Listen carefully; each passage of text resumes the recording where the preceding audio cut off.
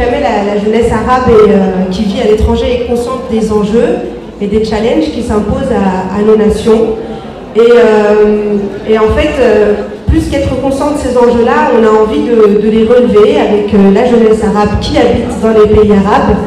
On a envie d'exercer notre citoyenneté en tant que Tunisien, en tant que Marocain, en tant qu'Algérien ou d'Égyptien, et nous engager pour des pays arabes qui soient pluriels, ouverts et démocratiques. Donc j'ai l'immense honneur d'accueillir aujourd'hui avec nous nos trois invités. Alain Grech,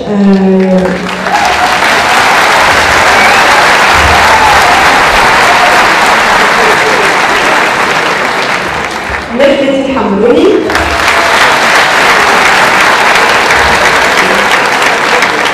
et Tarak Ramadan.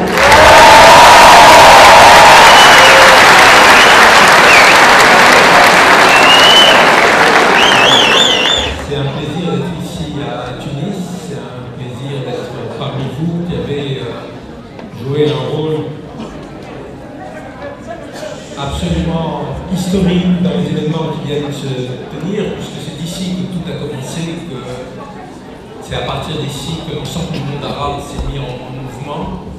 Et je crois qu'on ne remerciera jamais assez le peuple tunisien pour cette action qui a mis le feu, disons, au monde arabe. Et qui a mis le feu, et je veux insister, c'est une idée qui me semble importante, à tout le monde arabe sans aucune exception. Bien sûr, les mouvements ont pris des formes différentes, n'ont pas donné partout les mêmes résultats pour l'instant, mais il n'y a aucun pays qui est à l'abri. Et aujourd'hui, il y a des pays où il y a eu des transformations politiques déjà, il y en a ceux où ces transformations sont en attente. Il y a des peuples qui continuent à lutter, comme en Syrie ou au Bahreïn, ou en Arabie Saoudite, où pour la première fois ont lieu des manifestations contre les emprisonnements politiques. Il y a quelque chose de très important qui s'est mis en marche, et ce n'est pas étonnant que ce soit mis en marche partout, parce que finalement, les causes qui ont provoqué cette explosion dans le monde arabe, elles étaient les mêmes partout.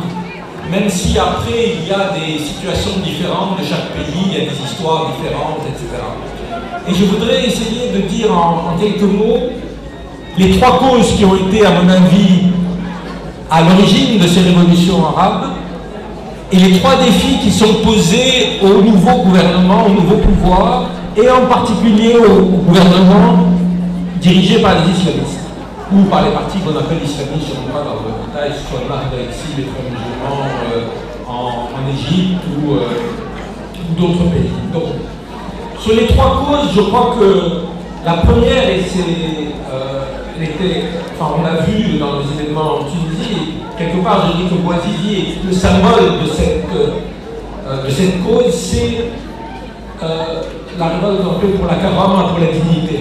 Avant même d'être une révolte pour les libertés politiques, pour la démocratie, c'était une révolte contre l'arbitraire total de l'État, qui faisait qu'un citoyen dans n'importe quel pays arabe était à la merci d'un policier, même s'il ne faisait pas de politique.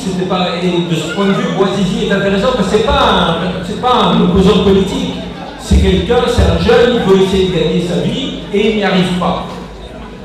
Et il n'y arrive pas et il est harcelé par la police. Et c'est ce harcèlement par la police, par l'État, cet arbitraire, qui a été l'étincelle, si vous voulez, du mouvement en Tunisie et qui a débouché après sur une revendication de pluralisme, de démocratie, etc. Et c'est une leçon que tout le monde a entendue. J'ai pris récemment un taxi à Paris et il se trouvait que le chauffeur de taxi était marocain. Et on parlait des révolutions arabes et des difficultés. Il me dit que vous ne savez pas à quel point chez nous l'attitude de la police a changé maintenant. Ils n'osent plus nous harceler. Et je crois que c'est quelque chose de vraiment important. Et c'est aussi quelque chose que tous les gouvernements doivent apprendre aujourd'hui. Les peuples ne sont plus prêts, et c'est dans ce sens pour moi qu'il y a une révolution, ne sont plus prêts à accepter l'arbitraire de l'État quel qu'il soit.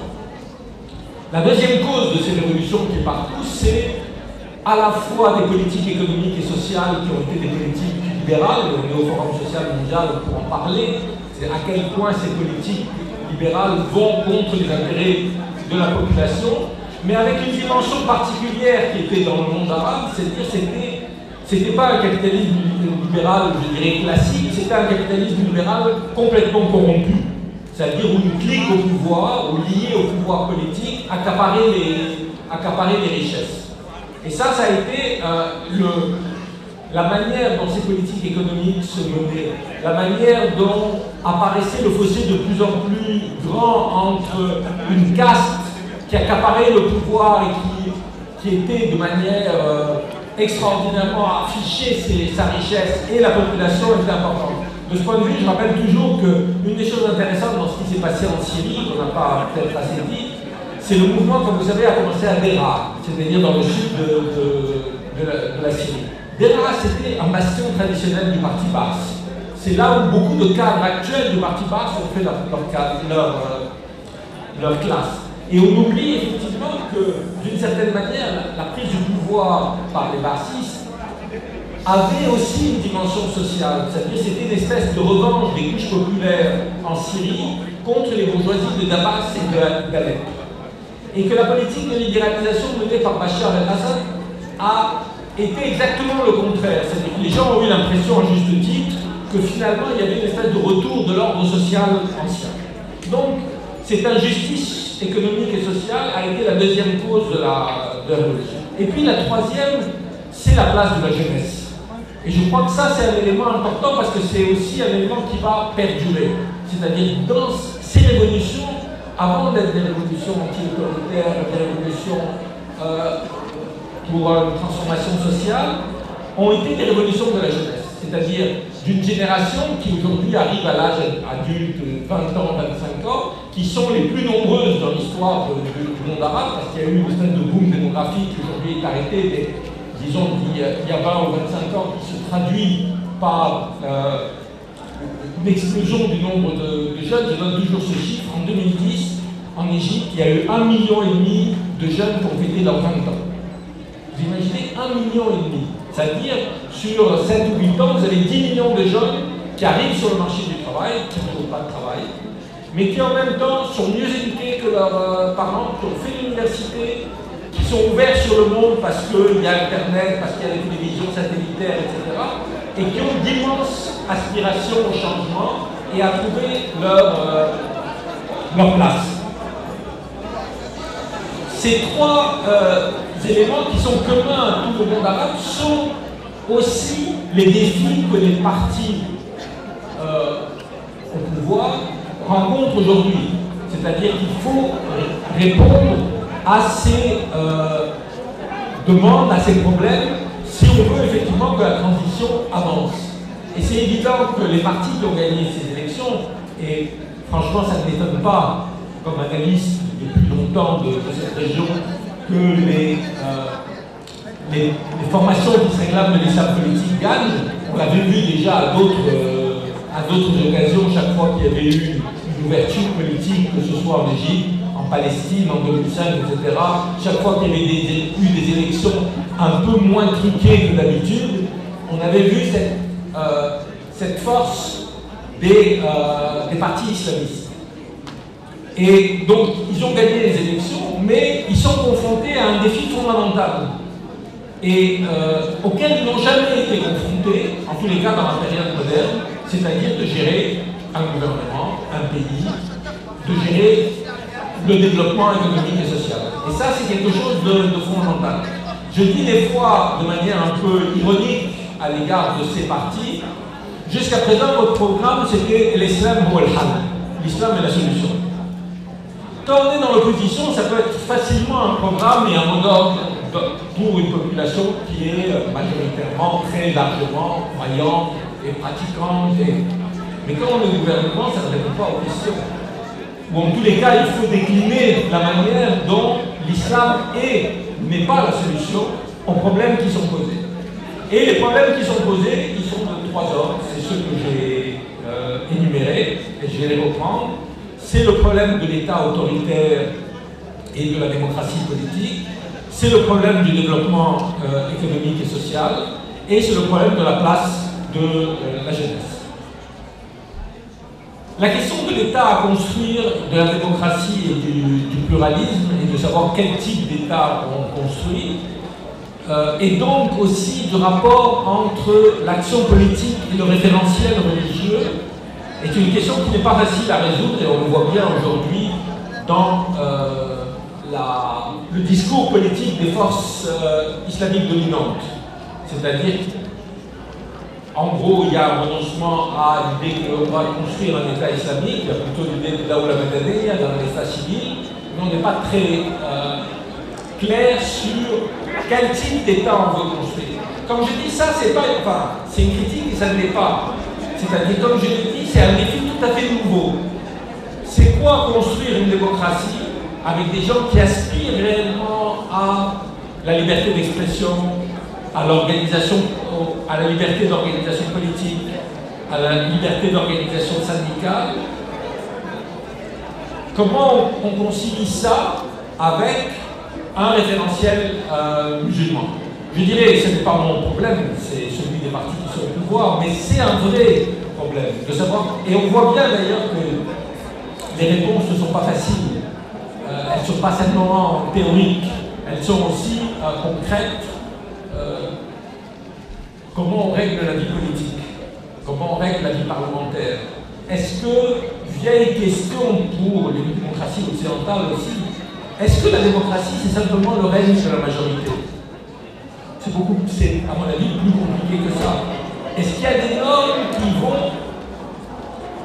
au-delà du fait de savoir s'il y a une majorité ou non pour telle chose? En France, la peine de mort, comme dans tous les pays européens, a été abolie. Aujourd'hui, aucun gouvernement, même s'il y a une majorité de 70% en France, ne peut dire « je reviens sur l'abolition de la peine de mort ». Donc il y a des principes, pas seulement pour les forces qui réclament d'un référentiel religieux, mais pour beaucoup d'autres forces, il y a la question de savoir qu'est-ce que c'est la démocratie, quelles sont les règles du jeu, quel est le droit de parole des uns et des autres. Est-ce que le fait d'avoir 51%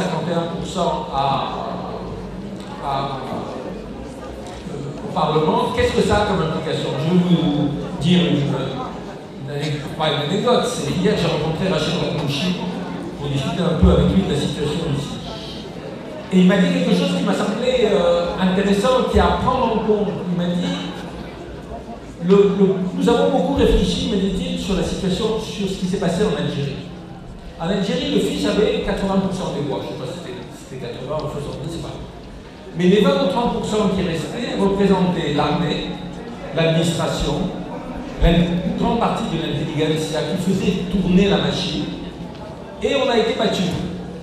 Et il me disait aujourd'hui, nous ne voulons pas, nous, aller dans une situation où nous nous retrouverions avec 51% à imposer notre vision tout seul, mais il faut arriver à tenir en compte de cette réalité, de cette diversité de la situation. Ce sont des questions extrêmement complexes, et la question de la démocratie est une question complexe, pas seulement dans le monde arabe ou musulman, elle est une question complexe, on sait partout, et que, je veux dire, c'est une construction permanente. Mais c'est une vraie question avec ce problème que je n'aborderai pas ici parce que je n'aurai pas le temps, qui est celui du rapport entre les forces dites islamiques et les forces dites laïques ou non confessionnelles. Et le danger qu'il y a, et moi c'est un danger que j'ai toujours dénoncé, une espèce de guerre civile qui ferait de la séparation entre les forces qui se réclament de l'islam politique et les autres, une espèce de clivage fondamental qui risque de déboucher plutôt sur des affrontements que sur la construction d'une démocratie. Je crois que ça aussi c'est quelque chose d'important. Le deuxième défi auquel sont confrontées les forces islamiques, c'est le défi économique et social. Et là, encore une fois, on est au Forum social mondial, qui se situe dans le cadre de la lutte contre le libéralisme économique, contre les politiques imposées par le Fonds monétaire international. On ne sent pas, en tous les cas, pour ce qui me concerne, je ne vois pas aujourd'hui de réel programme politique avancé économique avancé par cette force. Je vous rassure, dans l'essentiel de l'opposition en Égypte, en Tunisie non plus. C'est ce qui m'a frappé en Égypte, par exemple, dans les débats, c'est d'abord à quel point la question économique et sociale est absente, et à quel point il n'y a pas de réflexion réelle sur quelles sont les possibilités de politique économique, de développement qui soient différentes. Dans les années 50 et 60, l'expérience des nationalismes arabes, qui n'ont pas été que négatives, je pense, ont été des expériences où un pays pouvait essayer de dire je vais construire de manière indépendante, quasiment autarcique, une économie indépendante, développer l'éducation, développer la santé, etc. Couper du monde, du marché mondial. Aujourd'hui, ce n'est plus possible pour aucune force politique. Donc, il y a de savoir qu'est-ce qu'on fait. Et à ça, je pense que jusqu'à présent, il n'y a pas réellement de réponse des forces politiques. Vous savez qu'il y a un grand débat en Égypte sur la signature d'accords avec le Fonds monétaire international. Alors, comme vous savez, les frères, vraiment dirigés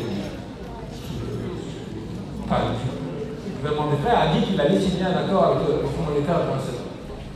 Je dirais de manière un peu ironique aussi que quand il était dans l'opposition, il disait le contraire, et en plus il disait qu'on ne pouvait pas signer un accord avec le Fonds monétaire international parce qu'il y avait des prêts à intérêt et que c'était contraire à l'islam. Quand ils sont allés au gouvernement, ils ont signé, ils ont dit qu'ils étaient prêts à signer et que, en fait, ce n'était pas vraiment des taux d'intérêt, c'était, ou bien que les taux d'intérêt étaient tellement faibles qu'on ne pouvait pas les considérer comme des taux d'intérêt. C'était une explication un peu complexe, d'ailleurs, qui était soutenue par les salafistes en Égypte. C'est exactement la même interprétation. Bon, mais ça, je dirais, c'est la politique telle qu'elle se développe. L'opposition aujourd'hui en Égypte qui dit nous sommes contre le Fonds monétaire international, tout le monde sait que si demain ils sont au gouvernement, ils signeront exactement les mêmes accords.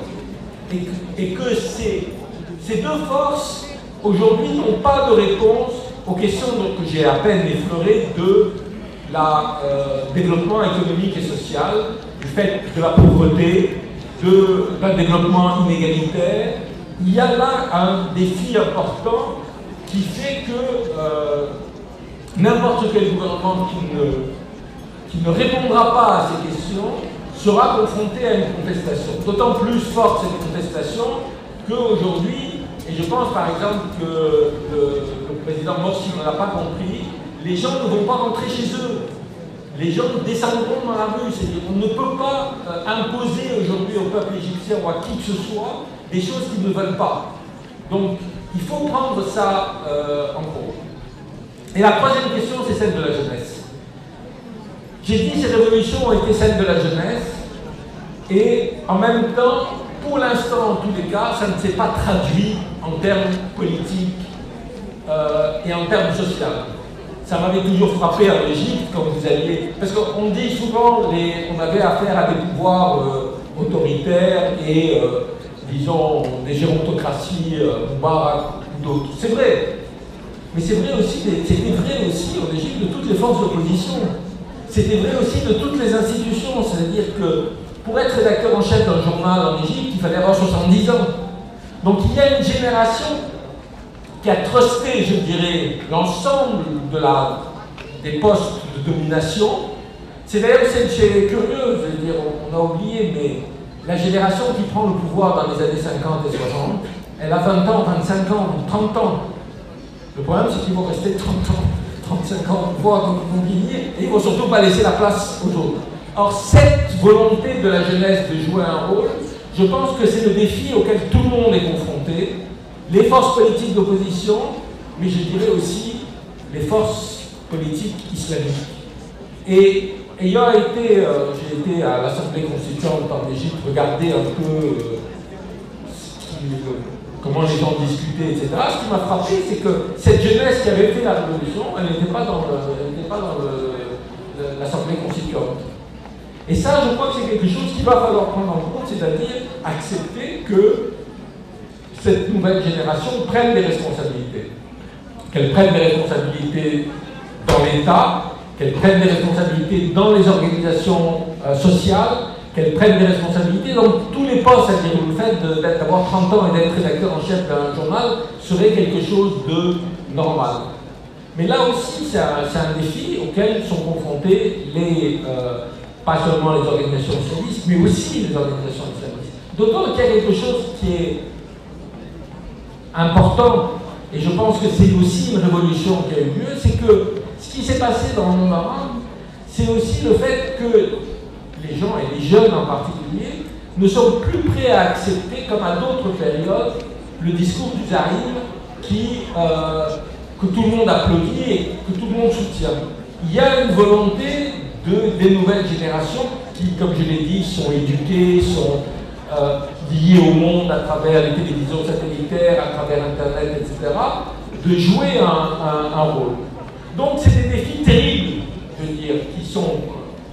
Si j'ai dit que c'était des défis qui étaient posés aux partis islamistes, c'est parce que c'est eux qui sont arrivés au gouvernement, mais je pense que les partis dits d'opposition aujourd'hui auraient exactement les mêmes défis. Mais, et je terminerai là-dessus, parce que j'ai atteint mon temps de parole, en disant que malgré ça, je reste optimiste. C'est-à-dire que ce qui s'est mis le fait qu'il y ait des défis si importants après 30, 40, 50 ans de corruption, de dictature, etc., c'est normal, peut-être par votre faute, parce que vous avez renversé Ben Ali relativement facilement, et par la faute des Égyptiens, parce qu'ils ont renversé Moubarak relativement facilement, on a eu une espèce de, comment dire, d'illusion que d'abord tous les régimes allaient tomber les uns après les autres, et ensuite que ça allait être simple.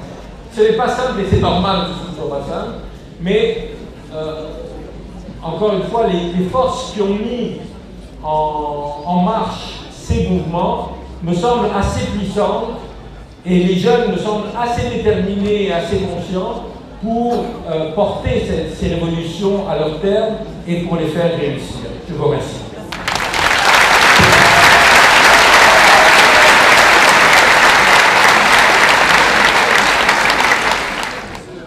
Par rapport au sujet qui est le nôtre et dans la suite de ce que vient de dire Alain Grèche, on a eu pas mal de débats et pas mal de points de désaccord sur l'interprétation de l'ensemble des mouvements. Il demeure optimiste et ce que j'ai pris comme position intellectuelle dès le départ, c'est la formule d'être prudemment optimiste. Et prudent parce qu'il y a un certain nombre de questions qui se posent aujourd'hui au niveau de la gouvernance, aujourd'hui au niveau des sociétés qui sont passées à travers ce processus-là, au premier rang desquelles, bien entendu, la Tunisie et puis l'Égypte, mais pas seulement. Il faut vraiment qu'on fasse une analyse un tout petit peu pointue de ce qui s'est passé ou ce qui se passe aujourd'hui, à l'heure où je vous parle, en Irak et en Libye, de ce qui continue à être une situation extrêmement perturbante et difficile en Syrie et au Bahreïn. Il faut garder dans notre analyse l'ensemble de ces éléments-là et j'y reviendrai. Mais ce qui m'intéresse d'abord, c'est que quand on parle de la question de la gouvernance, il faut qu'on se mette d'accord sur ce à quoi on se réfère. Parce que malheureusement, quand on parle de gouvernance, très très souvent, et c'est ce que je disais tout de suite dans mon analyse quand j'ai écrit le livre sur le réveil arabe, je mets ceci en évidence, je dis, nous avons été souvent trompés dans l'analyse par une surdétermination de l'événement politique et non pas de l'ensemble des autres caractéristiques et des autres critères.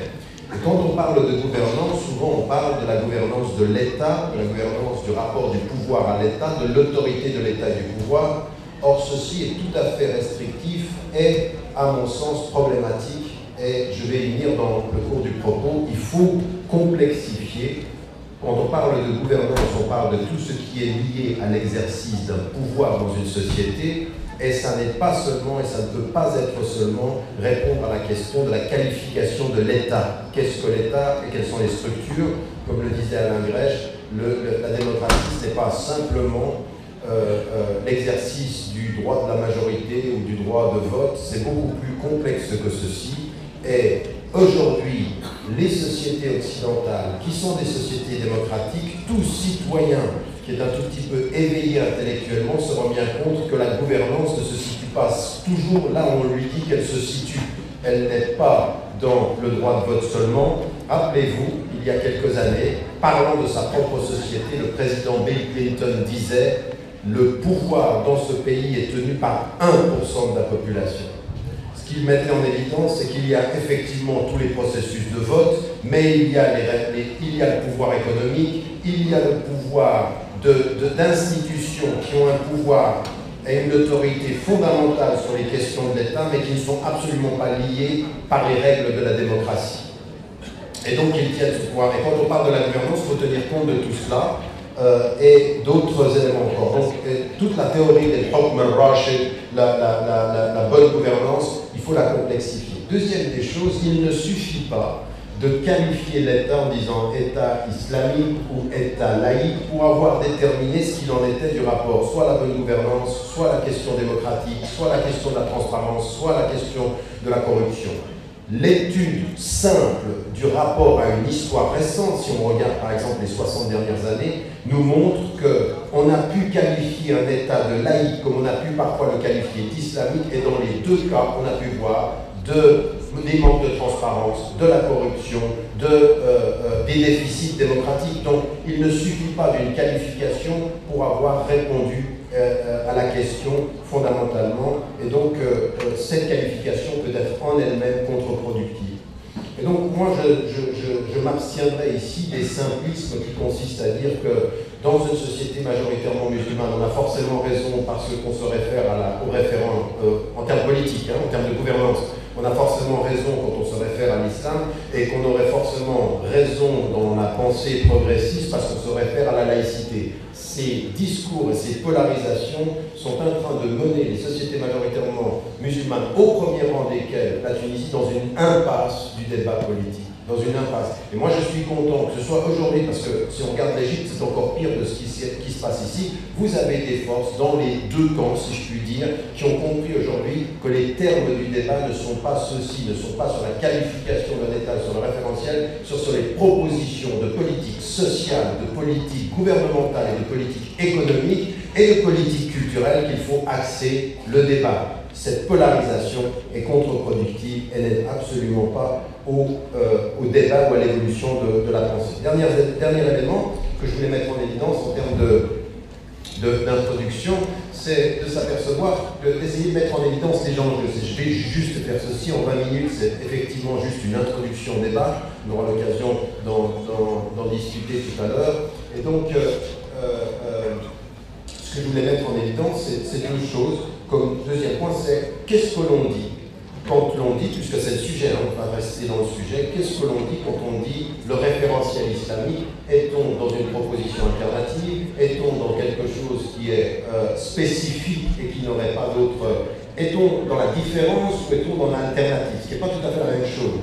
C'est faire les choses autrement ou faire les choses pour répondre de meilleure façon aux défis qui sont les nôtres. Donc, soit on est dans la différence, soit on est dans l'alternative, c'est-à-dire se rendre compte que ce qui a été proposé par d'autres dynamiques ne répondait pas aux questions de l'époque, ne portait pas de solution, et bien on apporte une alternative à ceci. Et donc, cette question-là, elle demande en amont à régler un certain nombre, ou en tout cas à poser un certain nombre de questions, en tenant compte d'une chose. C'est que dans toutes les tendances politiques aujourd'hui dans le monde arabe, et dans les sociétés majoritairement musulmanes, il faut qu'on mette en évidence une chose qui est l'évolution de la pensée. C'est-à-dire que même dans le courant islamiste, je veux dire au premier rang desquels, si vous lisez ce qu'a produit il y a une trentaine d'années Cheikh Ranouchi, et ce qu'a produit dans d'autres pays, ce qu'ont produit les frères musulmans et autres, il y a une évolution. Et même dans les positions d'un certain nombre de laïcs, il y a aussi des évolutions. Il faut vraiment qu'on regarde les choses, non pas dans une espèce de discours essentialisé, voilà ce que disent les islamistes, voilà, c'est pas vrai. Alors après, on peut faire confiance ou pas, mais la confiance, elle ne se tient pas au discours, la confiance, elle se tient, elle se construit, elle se nourrit, elle s'alimente, elle se confirme par la cohérence entre un discours politique et les pratiques à partir du moment où on est dans l'opposition, où on est au pouvoir. Donc maintenant, moi, ce qui m'intéresse, c'est de mettre en évidence simplement de dire,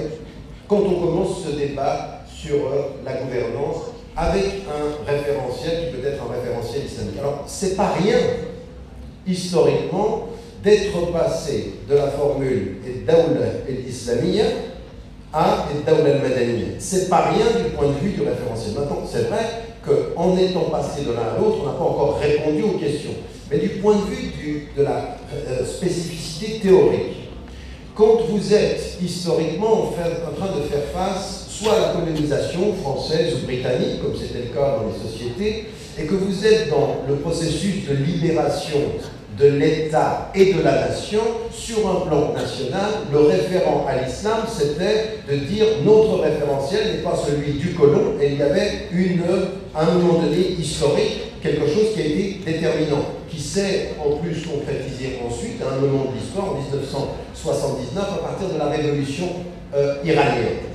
Les penseurs de l'islam politique ont évolué, certains très très tôt. L'un des premiers, et ça historiquement, tout le monde doit le reconnaître, l'un des premiers qui n'a pas eu de problème à utiliser le concept de démocratie comme une référence, c'était le chef Rachid Ghannouchi. De tous les islamistes, à un moment donné, moi j'ai pu voir des islamistes qui disaient « il se trompe, la démocratie n'est pas islamique ». Des gens qui aujourd'hui utilisent le même concept. Alors on peut dire c'est une stratégie politique, on peut dire c'est une évolution, toujours est-il que l'idée d'un État qui est civil, c'est-à-dire qu'est-ce que c'est un État civil dans lequel l'imposition du religieux ne vient pas ni de l'autorité religieuse, ni des référents religieux, mais que l'autorité de l'État est négociée par le bas, c'est-à-dire c'est un mandat. Ce qu'on comprend d'ailleurs dans la référence musulmane, comme a toujours été la notion même de la délibération, tout ceci on connaît. Mais ce qui est important, c'est la société civile, c'est l'État dont l'autorité est mandatée par la société et les citoyens. Et que le référentiel peut être, alors c'est là qu'on se pose la question du titre, est-ce que c'est un référentiel éthique? Comment va s'articuler le référentiel par rapport à la structure étatique? Ça, c'est si l'on parle uniquement de la question du politique. Et là, il y a des réponses qu'il faut donner, et qu'il faut donner fondamentalement. L'idée, par exemple, et ça encore une fois, moi c'est ce que je dis depuis l'intérieur du référentiel musulman, mais qui ne me fait jamais perdre de vue que dans le discours qu'il y a avec ceux qui n'ont pas de référentiel musulman ou qui ne veulent pas de référentiel musulman dans la politique, c'est au moins d'être clair sur des principes qu'on peut avoir et qui sont des principes communs. Le premier élément, et qui, je le répète, ne doit pas être un élément de négociation ad aeternam, parce que c'est une référence sur laquelle il faut qu'on se mette d'accord, c'est la notion d'état de droit. Le deuxième des principes sur lequel qui est important, c'est la notion de citoyenneté égalitaire. Et ça, c'est un propos qui est extrêmement critique, c'est-à-dire de dire homme ou femme, riche ou pauvre, de tradition musulmane ou d'autres traditions, sans tradition, c'est la citoyenneté égalitaire. Ça, c'est un principe qui est déterminant dans la notion de la gouvernance. On ne peut pas jouer sur les mots en revenant sur des positions qui sont uniquement des discours sur le traditionnel. Il faut qu'on prenne des positions extrêmement claires. La citoyenneté égalitaire, le principe du suffrage universel, c'est-à-dire que le principe de la majorité l'emporte. Le quatrième élément, c'est le principe de ce qu'on appelle en anglais accountability, et qui est en fait le fait d'être mandaté, de devoir revenir auprès du peuple pour pouvoir être mandaté à aller jusqu'au bout d'une période de temps. Et ça, c'est aussi capital, parce que vous vous souvenez qu'en Algérie, on avait un discours d'un certain nombre d'islamistes, et au premier rang desquels d'un certain nombre d'éléments, pas tous, du fils du Front islamique du salut, qui disait « Nous jouons la démocratie, nous venons au pouvoir, et nous arrêtons le processus. Parce que la démocratie n'est pas islamique. » C'est-à-dire qu'on utilise la démocratie pour parvenir au pouvoir, dès qu'on a le pouvoir, on change les processus de décision. Ce qui n'est pas le discours de 80% de ceux qui sont aujourd'hui, au premier desquels Nandan n'a jamais dit ceci, ni les frères musulmans. Le plus important, c'est de dire qu'est-ce que vous dites avant les élections et qu'est-ce que vous dites après les élections. Est-ce que le principe qui vous a mené au pouvoir est un principe que vous allez garder pour qu'on vous conteste le pouvoir? Parce que si vous l'acceptez avant, vous l'enlevez après, eh bien, on ne peut pas être d'accord avec ce processus-là. Donc ça, c'est un quatrième élément. Le cinquième élément, c'est la séparation des autorités. Et puis, le sixième élément, c'est celui qui, justement, réfère à l'état civil, c'est la séparation des pouvoirs en mettant clairement en évidence que le religieux ne s'impose pas à l'autorité de l'État. À partir du moment où un État est mandaté, l'imposition ne peut pas venir du religieux. Ces six principes-là, il faut qu'on se mette d'accord, auxquels on va ajouter deux éléments, qui sont aujourd'hui les éléments dont on s'aperçoit que dans tout le monde arabe, enfin, dans tout le monde arabe, partout dans le sud et dans le nord, à géométrie variable, c'est la question fondamentale de tous ces principes-là. Ne sont rien s'il n'y a pas une lutte déterminée contre la corruption. Et quand je dis corruption, c'est la corruption aussi dans le rôle des institutions. Parce que l'une des corruptions aujourd'hui, c'est que quand vous parlez de l'Égypte, par rapport à un référentiel quel qu'il soit, si vous ne parlez pas, et c'était vrai aussi en Turquie, si vous ne parlez pas du rôle d'une institution qui n'est pas démocratique, mais qui a un double rôle de gardien de l'État et de manne financière économique, ce qui est le cas en Égypte, quand vous parlez de l'armée en Égypte, vous ne parlez pas de l'armée de la sécurité, vous parlez de gardien de l'État et d'une manne financière de corruption absolue. Absolue, c'est une... bon, j'entre pas dans les détails, parce que ce n'est pas le sujet, mais là, on doit poser comme élément de la bonne gouvernance politique la lutte contre la corruption et le progrès vers la transparence quant aux relations entre les institutions. Ça, ce sont des éléments qui sont de la bonne gouvernance politique, et ce qui m'intéresse, c'est qu'ici, ce serait ça que j'entends par un référentiel éthique. Est-ce que ça, c'est alternatif? À mon sens, ce n'est pas alternatif. C'est la condition sine qua non de toute gouvernance politique qui se fonde sur des principes démocratiques ou un référentiel éthique. Parce qu'il faut, de ce point de vue-là aussi, conjuguer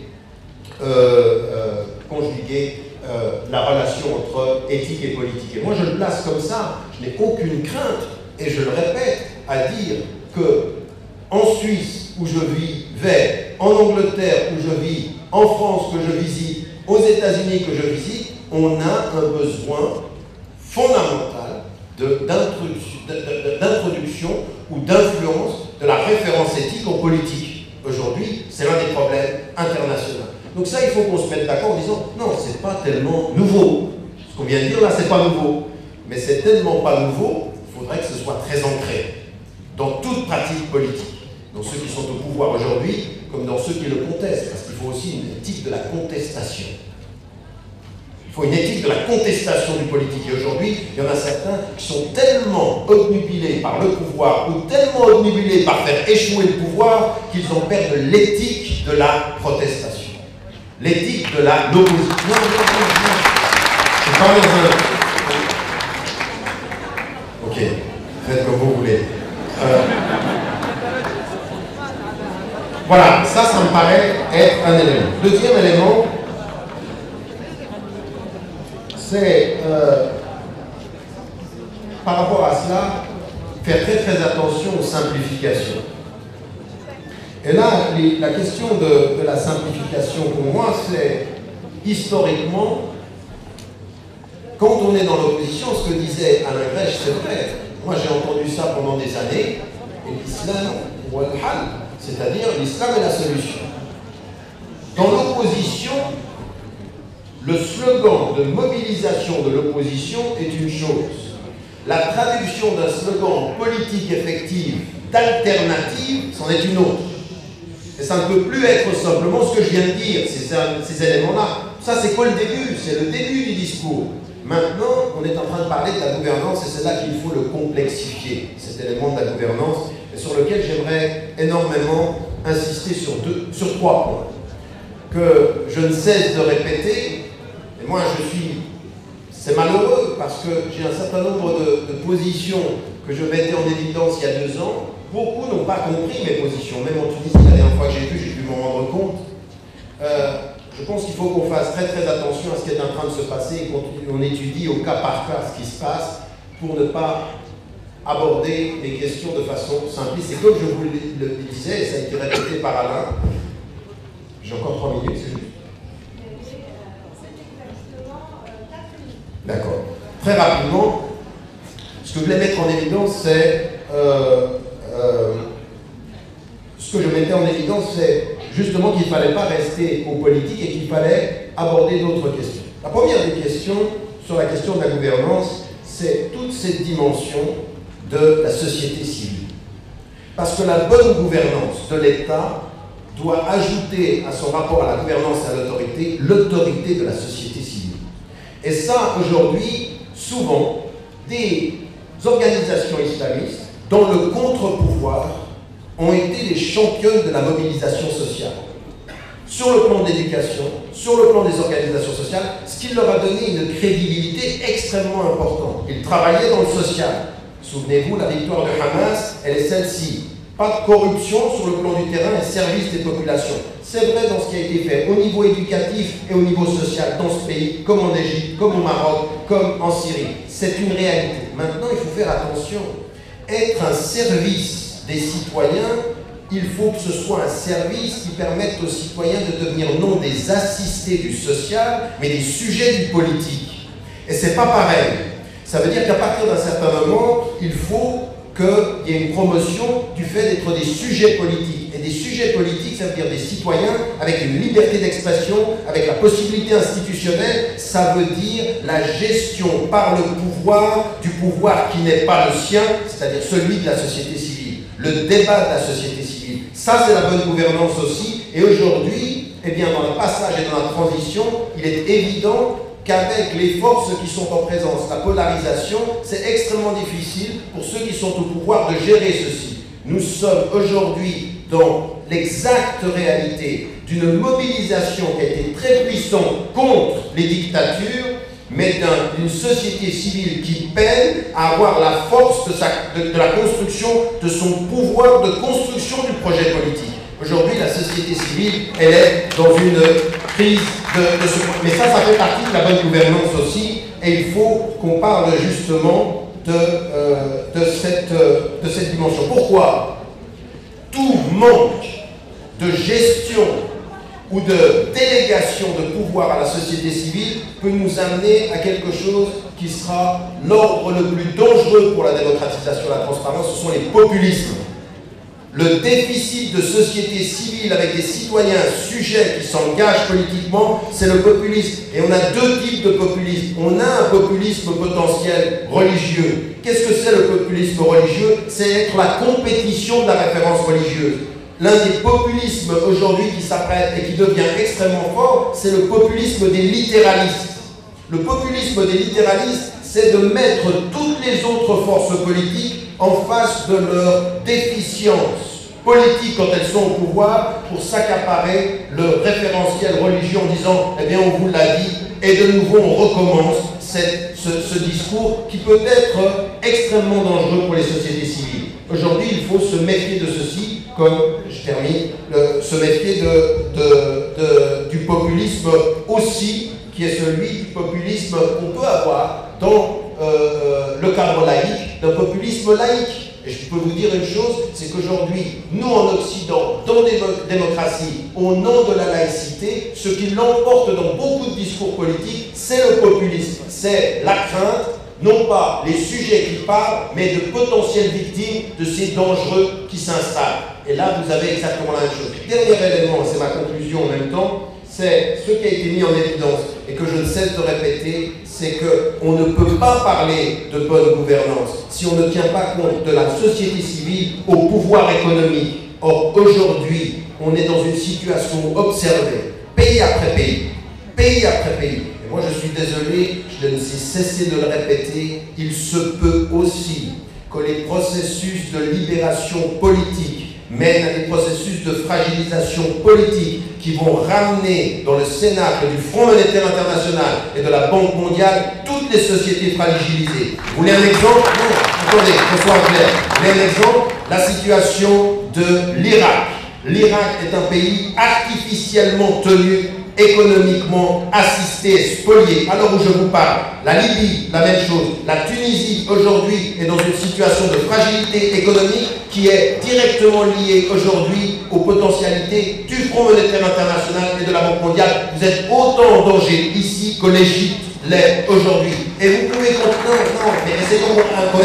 Ça veut dire quoi? Ça veut dire que sur les questions de la gouvernance, il faut absolument qu'on se pose la question, savoir quelles sont les alternatives, quel type d'éthique en économie.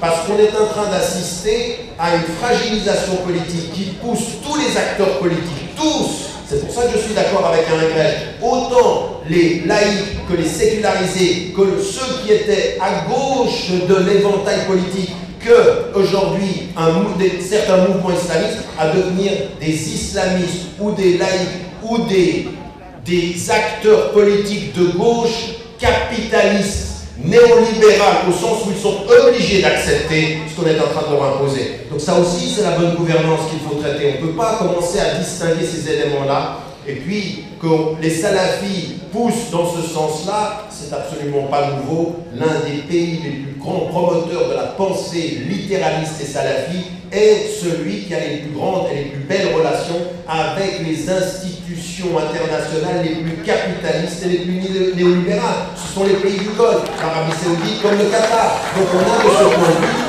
il n'y a aucun problème dans ces réalités-là. Il faut qu'on pose la question de la bonne gouvernance de point de vue complet.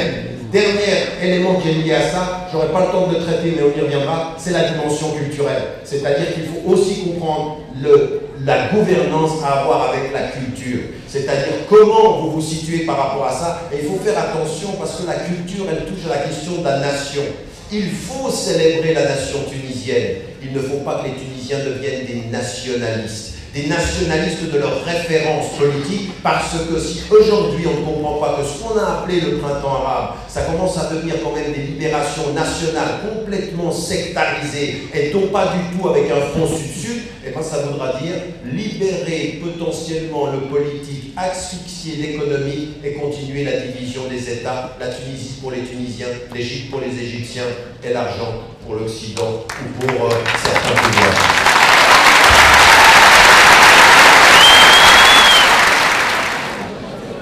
Alors, j'ai rappelé tout à l'heure dans la loge qu'on a eu pratiquement donc, ce panel en 1992, en les journées Le Monde diplomatique, consacré au péril islamiste, avec un point d'interrogation, n'est-ce pas? Voilà, on était jeunes à l'époque. Alors, première précaution, c'est poser la question de la sorte, c'est-à-dire islam et gouvernance, à l'ère du printemps arabe, référentiel éthique ou projet alternatif, c'est faire prise avec une entité particulière, bien sûr, qu'est l'islam politique, parce que les révolutions ne peuvent pas se résumer justement à cet acteur, même si son rôle est important. Deuxième précaution, c'est que, fidèle à l'esprit du Forum social mondial et à ceux qui accueillent notre parole, c'est essayer d'échanger autour de nos expériences respectives. Alors, dans ce sens, je vais vous inviter pour essayer de répondre à la question posée dans cet atelier, un petit exercice de collectif de pensée. On va essayer de réfléchir ensemble, histoire d'aller un tout petit peu plus loin par rapport à cette question du référentiel et de la gouvernance. Et on va voir que ce n'est pas exactement le référentiel éthique, ni peut-être un projet alternatif, mais peut-être une manière d'agir aujourd'hui.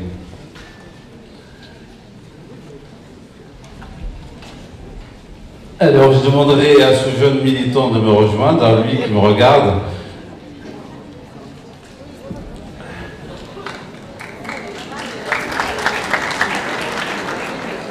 Donc, il est militant, vous voyez très bien, il s'affiche en tant que militant. Donc, moi je le croise. Je viens de terminer une alternance politique, juste pour te rassurer qu'on peut quitter le pouvoir. Hein.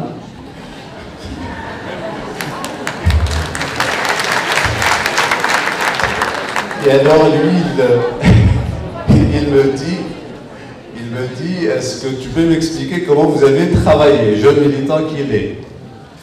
Alors, au passage, donc, je constate, à partir de mon assise professionnelle, qu'il est atteint par l'aquabonisme. Alors, l'aquabonisme, c'est une maladie qui touche les militants. Après 5-10 ans de militantisme, donc, il commence à dire à quoi bon?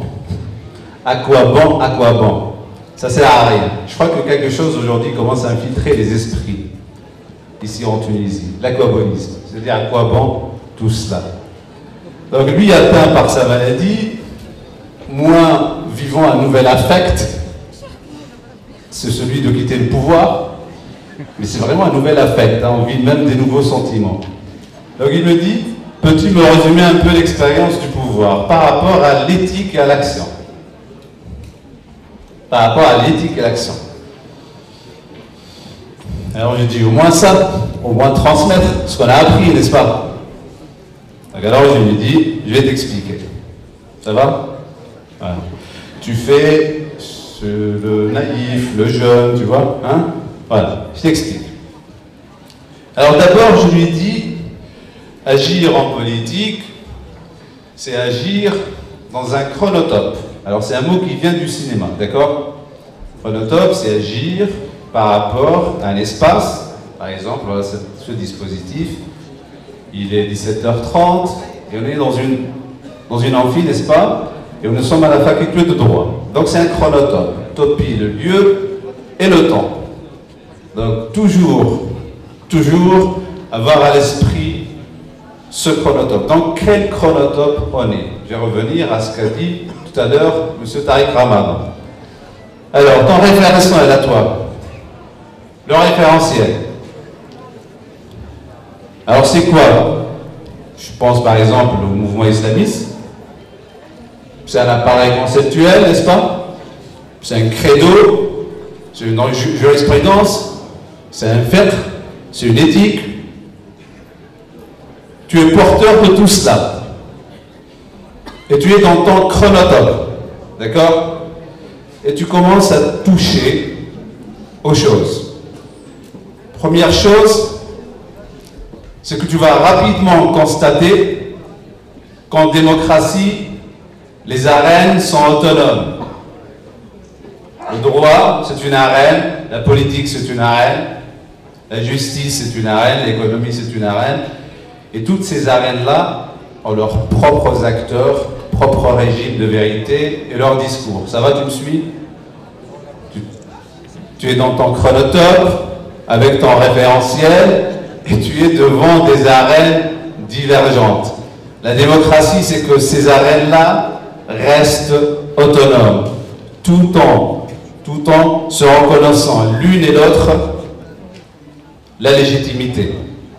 Parce qu'en dictature, toutes ces arènes-là étaient compactées. Debout avec ton référentiel, dans ton chronotope, avec des arènes disparates et divergentes, autonomes l'une de l'autre, mais en s'échangeant la légitimité, mais ce qui est très important, ce qu'a signifié Tariq tout à l'heure, c'est qu'en face de toi, il y a d'autres acteurs avec leur référentiel et qui sont dans ton même chronotope et qui touchent aux mêmes arènes. Est-ce que tu me suis? Ça va? Je me suis, hein? Alain, tu penses qu'il me suit? Ça va, vous suivez? Ça va? Donc tu viens juste.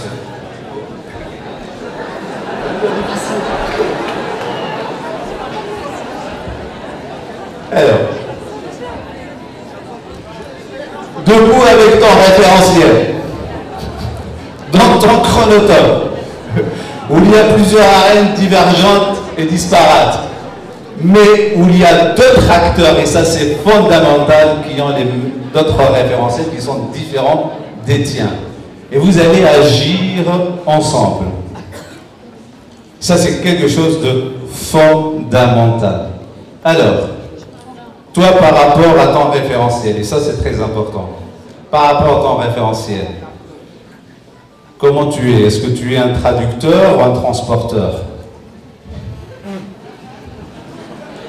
Il me dit aucun des deux. Alors justement, par rapport à son référentiel, on peut être des transporteurs. Alors un transporteur, c'est quelqu'un qui transpose son référentiel sur un champ, sans le traduire et sans le présenter aux autres. Un traducteur, c'est quelqu'un qui touche à ces référentiels pour pouvoir les présenter aux autres de telle manière que ça puisse s'articuler avec d'autres référentiels pour pouvoir travailler ensemble. Alors il me dit, je deviens traducteur, il apprend vite. Quelque chose de très important, ton référentiel à toi, il doit s'articuler à d'autres référentiels qui sont en présence avec toi dans le même champ et qui doivent aussi s'articuler avec les référentiels des champs en présence. Je vais te dire comment travaillent les gens dans leurs champs respectifs. Alors, tu prends un juriste. Tu sais comment il fait un juriste? C'est la fac, hein, ici.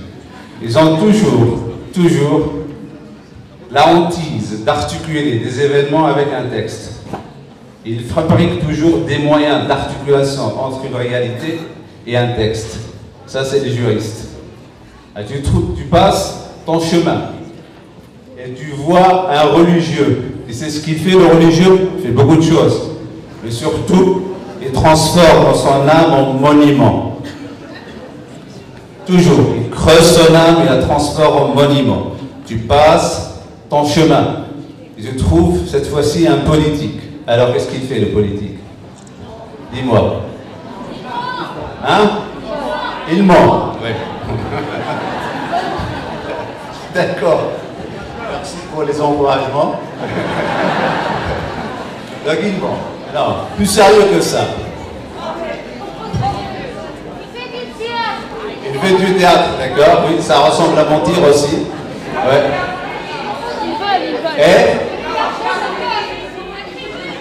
Et il critique. Il propose des critiques. Non, fondamentalement, un politique, ça trace, excusez-moi, ça trace des cercles d'inclusion et d'exclusion. Écoutez-les quand ils parlent. Regardez, il y a toujours un cercle qui inclut les nous et les eux. Il nous traduit la psychologie américaine comme vous faites. Hein? Il nous traduit la psychologie américaine comme vous faites. Par exemple, oui, par exemple, c'est une manière de dire les choses. Dans la politique, ça trace des cercles d'inclusion et d'exclusion. Alors, n'oublie pas, tu es avec ton propre référentiel. Dans un chronotope, il y a beaucoup d'autres acteurs qui sont avec leur référentiel, avec des arènes différentes et divergentes, chacun avec sa manière de travailler, et tu dois faire avec. Alors, ce que je voulais dire par là, comment? Alors, je vais vous dire, le politique religieux, alors, non, pas du tout. Ce que je dis par là, parce que par rapport au titre de notre intervention aujourd'hui, notre atelier, ce que je veux dire par là, c'est que l'acteur que nous sommes, qui avons un référentiel, nous travaillons dans un champ où il y a d'autres acteurs avec d'autres référentiels. C'est le problème aujourd'hui de la Tunisie. C'est que ces référentiels aujourd'hui sont disparates et divergentes. Et tout le défi pour nous, c'est justement pouvoir travailler dans un même champ avec des référentiels différents. Il n'y a pas d'autre moyen. Et c'est là où je vais en arriver. C'est pour pouvoir travailler ensemble et pour répondre à la question d'atelier. C'est se décliner nous-mêmes par rapport à notre référentiel pour que la rencontre soit possible avec l'autre référentiel. Ça, c'est quelque chose de fondamental. Ce travail-là, c'est un travail qui débute. Pourquoi? Parce que lors de la dictature, lors de la dictature, il n'y avait pas cette possibilité de confrontation et de rencontre et de dialogue entre les référentiels. La Tunisie aujourd'hui, c'est un chantier ouvert où plusieurs référentiels, plusieurs familles aujourd'hui apprennent à travailler ensemble. Et je crois que pendant la dictature, on a fabriqué des profils psychosociaux qui sont plutôt représentants de leur référentiel. Et qu'aujourd'hui, le défi pour nous, c'est de fabriquer un autre profil psychosocial pour la Tunisie contemporaine, la Tunisie à venir. Ce ne sont plus les représentants de leur référentiel, mais des diplomates. Et le diplomate n'est autre que celui qui ne renie pas son référentiel, mais qui a la possibilité de le décliner à l'autre sans que cette déclinaison ne soit une insulte, une injure pour le référentiel de l'autre.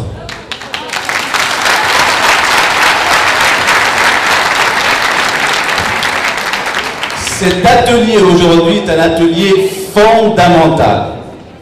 Je crois qu'aujourd'hui la Tunisie a ouvert ce pli, mais ce pli-là peut se replier. Il faut maintenir cette ouverture, il faut maintenir ce chantier déplié, ouvert, pour justement que la Tunisie devienne, et je le dis, c'est un rêve, devienne une véritable terre de diplomates.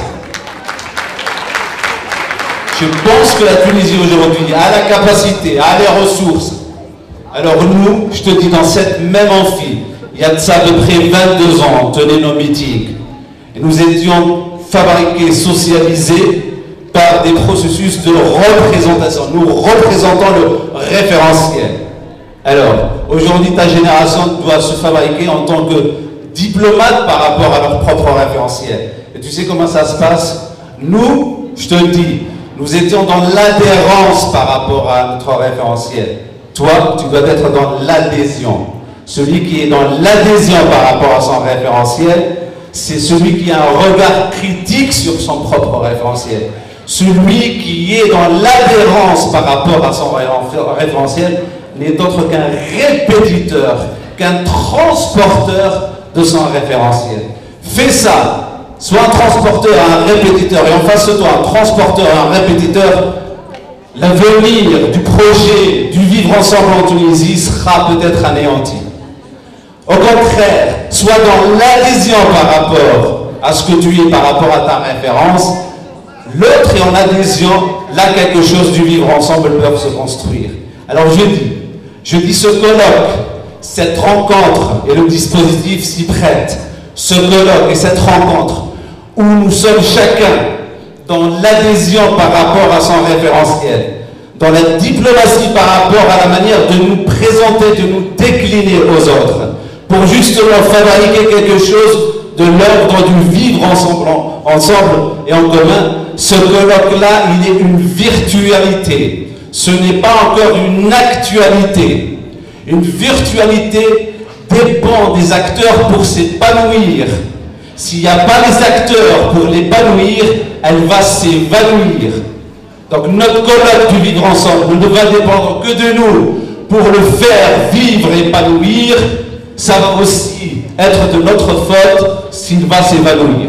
Voilà ce que je voulais vous dire par rapport à comment est-ce qu'on tente aujourd'hui de travailler. Attention, c'est pas comme ça qu'on travaille. Ce n'est pas comme ça qu'on travaille, loin de là. Mais on essaie justement de travailler ainsi et on aimerait que tous les praticiens, que peut-être vous êtes, travaillés de la sorte, sortir de la posture du représentant pour aller conquérir la posture du diplomate. Merci pour votre attention.